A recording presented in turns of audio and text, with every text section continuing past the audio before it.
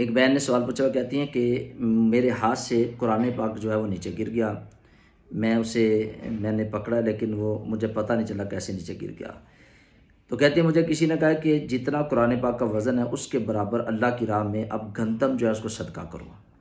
तो इसमें शरीयत हमें क्या कहती है? ये बात जो उसने किया ये उसने ठीक ही है। तो इस बात को अपने जहन के अंदर रखें कि ये अपनी तरफ से बनाए हुए मसले हैं। हमारी बहनें अपनी तरफ से ये नई नई इजादात कर लेती हैं।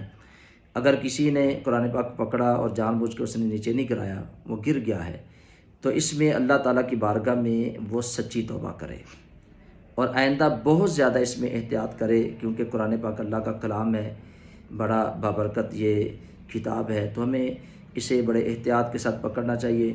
तो अगर किसी से वो नीचे गिर गया है, जानबूझ के उसने नहीं गिराया, तो बस इसमें वो अल्लाह की बारगाह में तौबा करे, तो इंशाअल्लाह अल्लाह ताला माफ़ फरमाने वाला है, अल्लाह ताला उसे माफ़ फरमा देगा।